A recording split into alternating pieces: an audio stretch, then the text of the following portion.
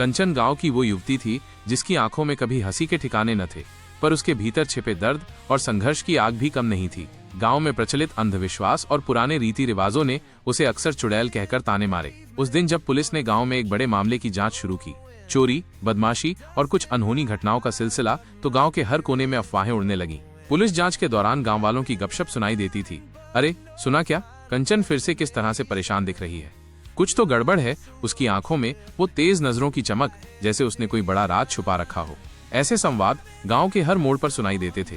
रजत, जो कभी कंचन का दोस्त और अब विवादास्पद साथी बन चुका था, एक दिन पुलिस स्टेशन आया। पुलिस ने बताया कि कंचन के खिलाफ कुछ गंभीर आरोप लगाए गए हैं, जिनकी जांच अभी चल रही है। रजत की आंखों में भी दर्द और क्रोध साफ झलक रहा था। कंचन, तुमने क्या कर दिया? रजत ने तीखे स्वर में पूछा। रजत, तुम ही तो कहते थे कि हर इंसान में अच्छाई होती है, अब देखो, लोगों ने मुझे चुड़ैल कह दिया। उन दोनों के बीच संवाद में तीखापन छलक रहा था, एक दूसरे पर आरोपों और अफवाहों के बोझ तले दबे हुए। पुलिस ने कंचन के खिलाफ सबूत इकट्ठे करने शुरू किए। गांव के कुछ बूढ़े लोग अपनी पुरानी कहानियां सुनाते हुए बोले, जब से कंचन की बात चलने लगी है, गांव में अजीब अजीब किस्से फैल गए हैं। कहावत है कि रात में उसकी आंखों में आग सी जलती है। हाँ, और सुनो, कुछ लोगों का मानना है कि कंचन के पास कोई गुप्त शक्तियां हैं जो उसे इंसानों से अलग बनाती हैं। इन चर्चाओं में गांव वालों की गपशप ने मामला और भी रहस्यमयी बना दिया। पुलिस के जांच दल ने हर गली नुक्कड़ से पूछताछ की, पर सच्चाई कहीं खो गई। गांव के लोग अपनी अपनी दहशत में उलझे रहते थे। मामले की सुनवाई का दिन आया। अदालत में कंचन के बचाव में एक महिला वकील, सीमा देवी, ने ऐसा भाषण दिया कि अदालत के हर कोने में उसकी आवाज गूंज उठी। ये मामला सिर्फ एक व्यक्तिगत विवाद नहीं है, सीमा ने गर्जना करते हुए कहा। यह हमारे समाज की जड़ से जुड़ा अंधविश्वास और लैंगिक अन्याय का मामला है। कंचन, जिसे आप चुड़ैल कहकर उसके अस्तित्व को नकारते हैं, वो एक इंसान है, एक ऐसे इंसान की जिसने अपने जीवन में अत्याचार और अपमान झेला है। हम सबको ये समझना होगा कि अगर हम पुरानी सोच को बदलेंगे, तभी हम न्याय और समता का सच्चा सार पा सकते हैं। वकील सीमा का भाषण अदालत में मौन सुनवाई से कहीं अधिक प्रभावशाली था। न्यायाधीश की आंखों में गंभीरता आई और कोर्ट में उपस्थित लोगों ने भी गंभीरता से सुनना शुरू किया। अदालत में कई तर्क वितर्कों के बाद कंचन को अस्थायी तौर पर हिरासत में ले लिया गया। जेल की ठंडी और सुनसान दीवारों के बीच कंचन ने अपनी जिंदगी को फिर से परिभाषित करने का निर्णय किया। उसने एक पुरानी डायरी खरीदी और अपने अनुभवों को शब्दों में पिरोना शुरू किया। आज मुझे ऐसा लग रहा है जैसे मेरी आत्मा के टुकड़े इस जेल की दीवारों में बंद हो गए हों। उसने डायरी की पहली पंक्ति लिखी। मैं अब ये तय कर चुकी हूँ कि मेरा भविष्य मुझे परिभाषित नहीं करेगा, बल्कि मैं अपने अतीत के दर्द को अपनी ताकत बनाऊंगी।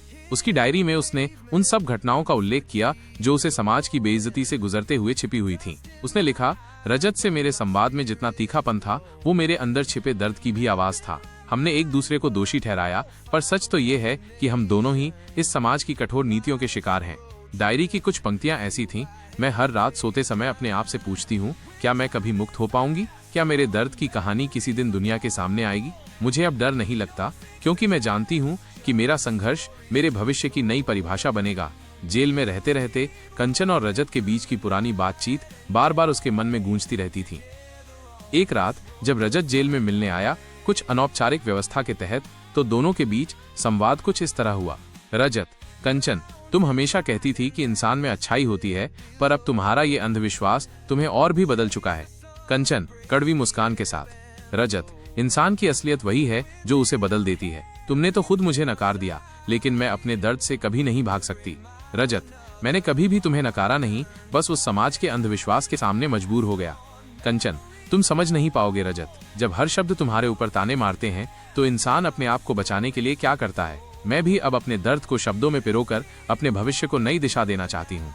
उनके इन संवादों में तीखापन था, एक दूसरे को दोषी ठहराते हुए भी एक अनकहे दर्द की जुड़ाव झलक रही थी।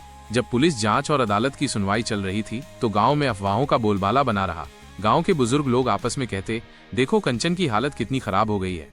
रजत ने भी कुछ कहा है, पर क्या सच में कोई सच्चाई सामने आएगी? लेकिन धीरे धीरे जैसे जैसे सीमा देवी का भाषण और अदालत के फैसले के झलके आए, गांव में लोगों के विचार बदलने लगे। कुछ गांव वाले कान खोलकर सुनने लगे कि यह मामला सिर्फ एक व्यक्तिगत विवाद नहीं, बल्कि सामाजिक अन्याय का परिणाम है।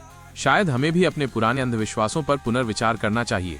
एक बुजुर्ग ने कहा, कंचन का संघर्ष हमारी समाज की भी जीत है, किसी ने जोड़ते हुए कहा। अंततः कंचन की कहानी ने न केवल अदालत में, बल्कि गांव में भी एक नई सोच की लहर दौड़ा दी।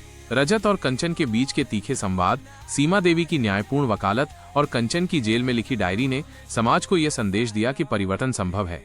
कंचन की डायरी में लिखा था, मेरा दर्द अब मेरे भविष्य का आधार बनेगा।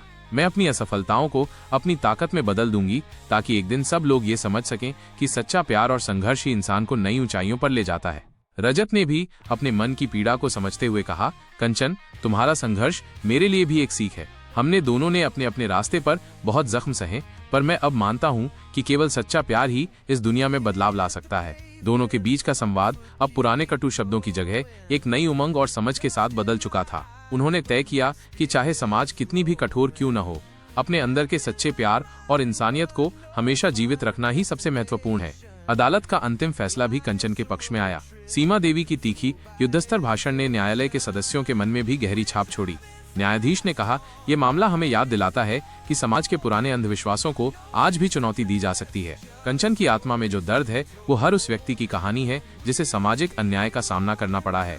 ये फैसला न केवल कंचन के लिए बल्कि पूरे गांव और समाज के लिए एक नए बदलाव का संकेत बन गया।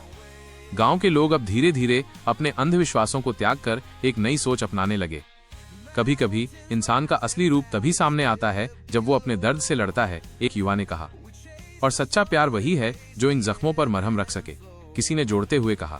जेल की ठंडी दीवारों के बीच कंचन ने अपनी डायरी में लिखा, आज मैंने महसूस किया कि मेरी कहानी का अंत नहीं बल्कि ये मेरे नए आरंभ का प्रतीक है। मैं अब अपने अतीत को भूलकर अपने भविष्य को नए सिरे से परिभाषित करूंगी। मेरे दिल में अब डर नहीं बल्कि साहस की चमक है। जो भी कहानियां मुझे चुभती थीं, अब वे मुझे शक्ति देती हैं। मैं जानती हूँ कि मेरी कहानी में परिवर्तन होगा और एक दिन लोग इस बात को समझेंगे कि सच्चा न्याय और सच्चा प्यार किसे कहते हैं।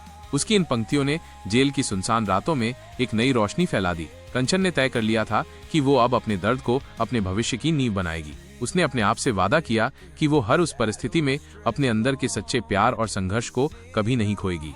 कुछ महीनों बाद जेल से रिहा होने के बाद कंचन और रजत फिर से मिले। अब उनके बीच पुराने तीखे शब्दों की जगह एक मधुर समझदारी और आत्मीयता थी। मैंने जेल में बहुत कुछ सीखा रजत, कंचन ने कहा। मेरी डायरी ने मुझे यह सिखाया कि हर दर्द में एक नई राह छिपी होती है। रजत ने मुस्कुराते हुए जवाब दिया, और मैंने सीखा कि सच्चा प्रेम वही है जो बिना किसी डर के, बिना किसी पूर्वाग्रह के एक दूसरे के साथ खड़ा रहता है। उन दोनों ने तय किया कि वे मिलकर अपने अनुभवों से समाज में एक नई सोच और नई दिशा लाएंगे। उन्होंने एक साथ मिलकर समाज के उन अंधेरों को दूर करने का प्रण लिया जहां अंधविश्वास और अन्याय ने इंसानों के दिलों को जकड़ रखा था। चलो कंचन, रजत ने कहा, अब हम अपने अनुभवों को एक नई कहानी में बदलते हैं। एक ऐसी कहानी जो हर उस इंसान को प्रेरित करेगी जो अपने दर्द को अपने भविष्य की नई परिभाषा में बदलना चाहता है।